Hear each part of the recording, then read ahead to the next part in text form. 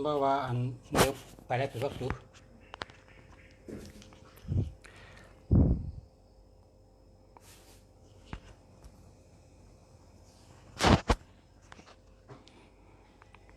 มาสงขะมาสงขะมาสงขะมื่อในเลินสี่มนมื่อในเป็นวันเลินสี่มนมื่อในเป็นวันเลินสี่มนเป็นวันดีมื่อในเป็นวันเลินสี่มนเป็นวันดีเป็นวันใหญ่วันหลงวันดีวันผัดวันเมียดวัน เลินสี่มนค่ะจะเมืองดีก็ลุกมาช่วงสุรสติน้ำหมักเป้านะน้ำหมักเป้าช่วงสุรสติน้ำหมักอุ่นนะการไต้หวันหมักอุ่นนะหมักอุ่นเนี่ยพอกินเนี่ยหมักอุ่นนึงหมักอุ่นเนี่ยกินทั้งอ่างนะอ่างสุรสติเนี่ยนะหยานดีหยานพายเจอฮัดเจอหันเจอป่องเจอเลี้ยงวันไหนเขาคุยกาเปิ้นว่ากินวันเดือนสี่มนปอกหนึ่งยาวก็กินวันเดือน12 มนปอกหนึ่งนะครับเดือนสี่มนในแห้งได้กินในนี้เดือนสี่มนในก็เป็นนกในห้องกูเมียวครับก็เป็นนกเป็นหนูก็เป็นตัวสัตว์ในเถื่อนในคืนนี่นะเพราะวันเดือนสี่มนในนกในหลัดกามกูเมียวนกห้องกูเมียวนะครับก็เพราะฉะนั้นในเปิ้นกินวันเดือนสี่มนในกินหมาอุ่นตั้งอ่างนะอ่างสุรสติสุรสวัสดิสุรสวัสดิสุรสวัสดินั่นนะองค์สุรสวัสดิจะมีมาตามาตาจะมีสุรสวัสดิอาลุกกัมอุปตายะลาภัมเตติมีสุรสวัสดิองค์สุรสวัสดิจะมีมาตามาตาจะมีสุรสวัสดิอาลุกกัมอุปตายะลาภัมเตติมีสุรสวัสดิองค์สุรสวัสดิจะมีมาตามาตาจะมีสุรสวัสดิอานุกัมอุปตายะลาภัมเตติมีสุรสวัสดินะคาถาสุรสติเนาะสุรสตินี่ก็แปลว่าใกล้นั่นกันนะเจอฮัดเจอหันเจอป่องเจอแรงนะเจอฮัดเจอหันเจอป่องเจอแรงหมอโฮดีคือหมอเต็มดีคือหมอเต็มวอกเต็มเจิงคือหมอเต็มความหมอห้องความคือจะไหนน่ะสุรสติเนี่ยสุรสติเทวีหันนางนัด12มาจ่อยป่องจ่อยจูเฮอปอ่องเสกัมเนี่ยว่าได้นะเนี่ยหมอกรรมเขาห้องมันนั่นเนี่ยนะในเมื่อได้กินน้ำหมักเป้าครับกินหมักน้ำหมักอุ่นนะกำไตห้องหมักอุ่นเนาะหมักอุ่นเนี่ยเมื่อในวันเดือนสี่โมงในเป็นกินหมักอุ่นนะกินหมักอุ่นให้ลูกนึงนะกินเต็มเจ้าให้เนี่ยนะหยานดีปิงหยานดีเจอป่องเจอแรงเจอฮัดเจอหันครับ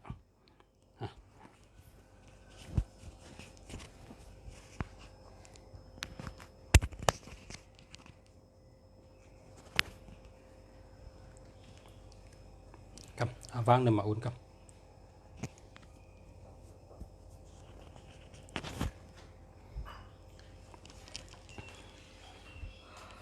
หมักอุ่นเข้มนะแค่ไหนหมักอุ่นน้ำหอม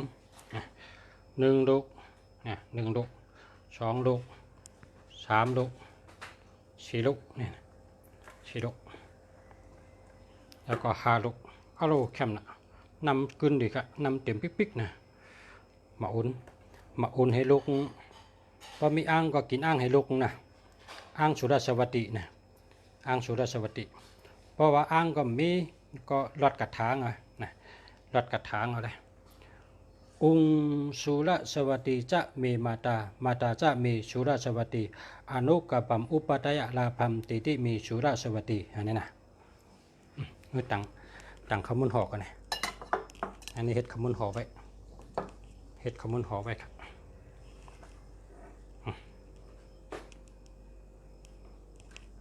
2 วัน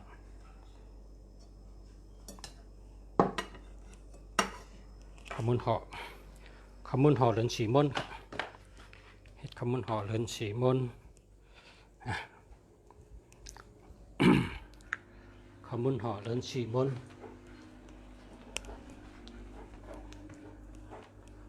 ดูขมุนหอกเดือนสี่มน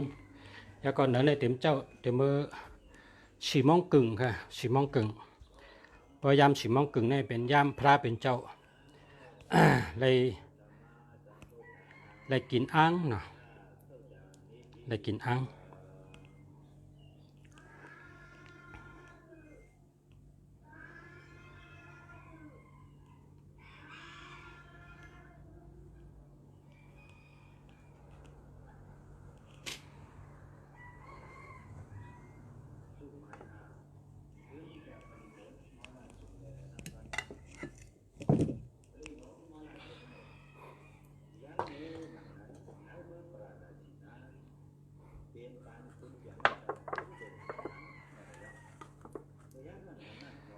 ตั้งดูตั้งตันนำเดินชิมบนได้ออกจากเต็มพื้นนะเต็มพื้นก็เป็นหมักไม่หมักตอกกูมิวหนังกะเขาปองเป็นได้นั่นนะเพราะวันเดินบนเนี่ยวันเดินบนนี่แหละพอได้ดูในกุศลใหญ่นะ เดินบนในพอได้ดูในกุศลใหญ่นะวันนั้นนะเพราะวันเดินบนในให้ได้ดูหมักไม่ห่างดี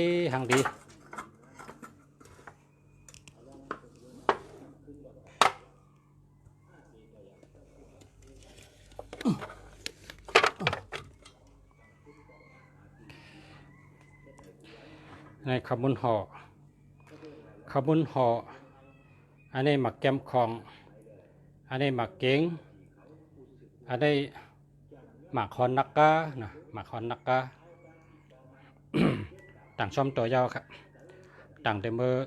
สีมองกึ่งค่ะแล้วก็ เข้าช่อมต่อในเกาหวานเข้าช่อมต่อเกาหวานแล้วก็มีน้ำฮาก๊อกนะ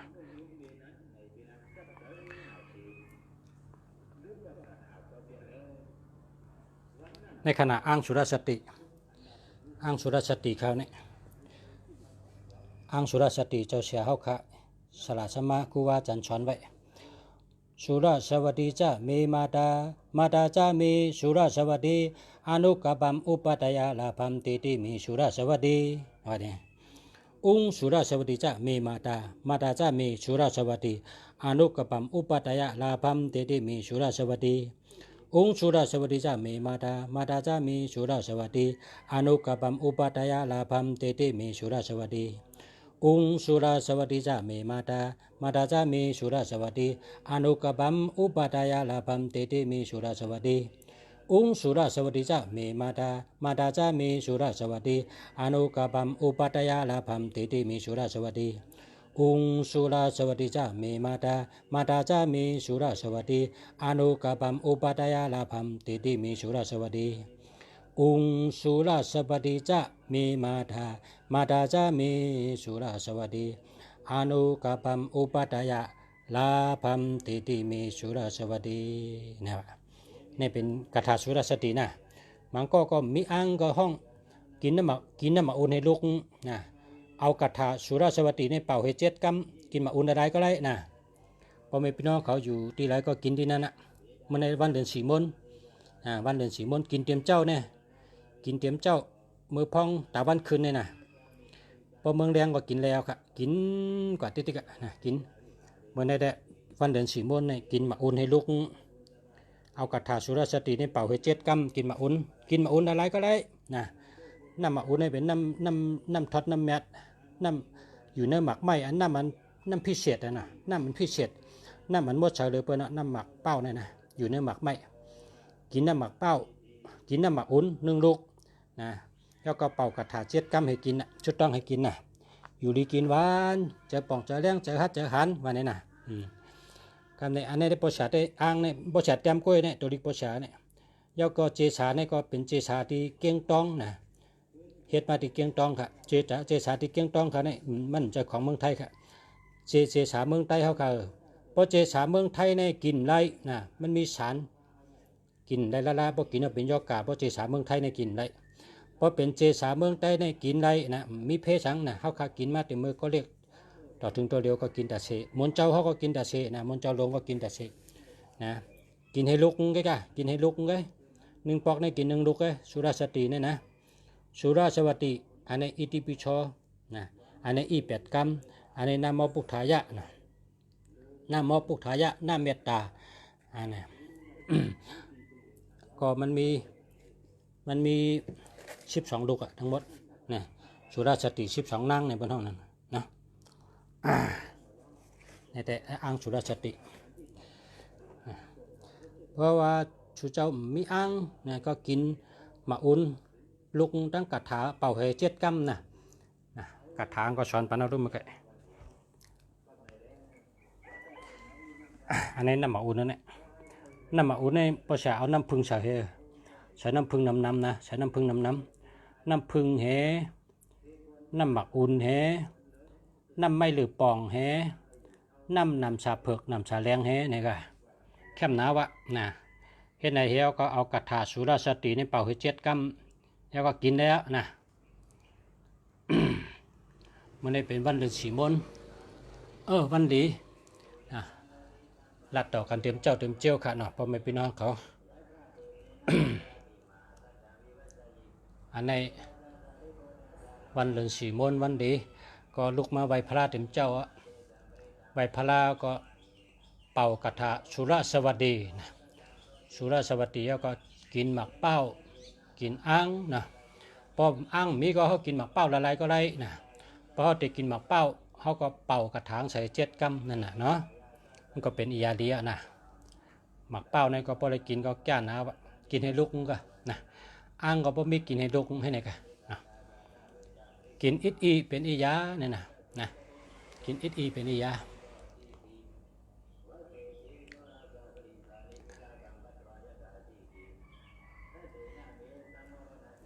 ในน้ำพึ่งเจ็ดอันนี้เอามาไล่คานะมันเจ้าลงเข้าปันมาอันนี้จำเอามาได้ก็ส่งมานะเมืองใต้ก็อันนี้จำลูกล่างส่งมานะลูกล่างลูกอันอยู่ที่ปังลงอยู่ที่ตองกี้เขาส่งมาเป็นน้ำพึ่งเมืองใต้นะน้ำพึ่งนี่เอาสารรน้ำหมักเป้านะครับมีน้ำพึ่งแหน้ำหมักเป้าแหน้ำพึ่งเห็นน้ำหมักเป้าน้ำสา2 ป้าเห็นไหนก็กินนะครับเป็นยาดีครับเนาะมาชมครับพ่อแม่พี่น้องเขาเมื่อได้เลินสีมนพอผ่าตัวตั้นก็ลูกไวพลาไวพลาเป็นเจ้าย่อก็กำเขาก็ลองซ้อมนะพอมันเจ้าเขามันจ้างเขาจะสั่งเขามาตุ้งซ้อมเขาก็ลองซ้อมพอไรไวพลาไรลองซ้อมไรลองซ้อมก็หยัดน้ำนะสบายใจนะไปตั้งยินกระถากระถาเต็มไหมได้รัดในกระถางเต็มเลยสาธุนะโมตัสสะภะคะวะโตอะระหะโตสัมมาสัมพุทธัสสะนะโมตัสสะภะคะวะโตอะระหะโตสัมมาสัมพุทธัสสะนะโมตัสสะภะคะวะโตอะระหะโตสัมมาสัมพุทธัสสะวานะโมตัสสะ3 กัมนะพอวานะโมตัสสะ3 กัมเอาก็ว่าอุงสุรสวัสดีจะมีมาดาจะมีสุรสวัสดีอานุกับัมอุปัตยะลาภัมติติเมสุรสวัสดีองสุรสวัสดีจะมีมาดาจะมีสุรสวัสดีอนุกับัมอุปัตยะลาภัมติติเมสุรสวัสดีองสุรสวัสดีจะมีมาด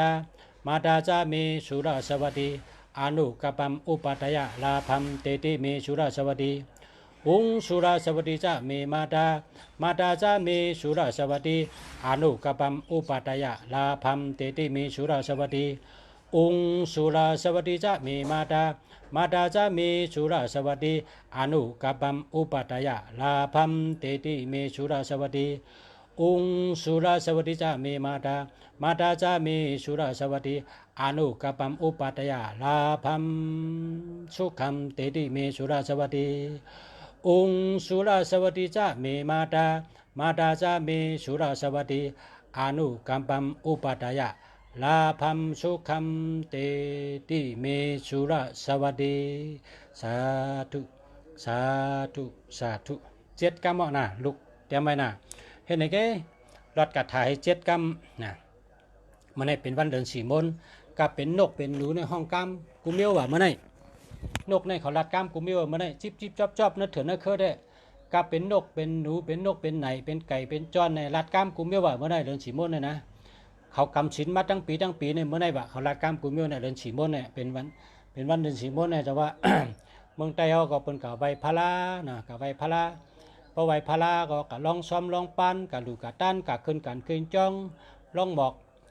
ดูต้านไม่ได้เป็นวันศีลวันธรรมวันใหญ่วันโดงนะพอเยินใดก็อย่าไปกินอย่าไปกินปลาอย่าไปกินเหล้านะไม่ได้นะเป็นวันดีเป็นวันใหญ่วันโดงวันหงวันหางวันสตางค์ใหญ่สตางค์โดงวันถอดวันแมดนะ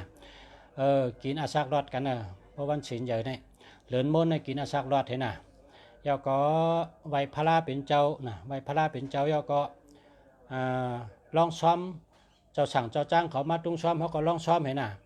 พอเขาลองซ้อมเหไหวพาราเหลองซ้อมเหปะไหนเขาก็เกี่ยวเจอน่ะเกี่ยวตัวเกี่ยวเจอเขาเลยให้ตั้งเรียนะ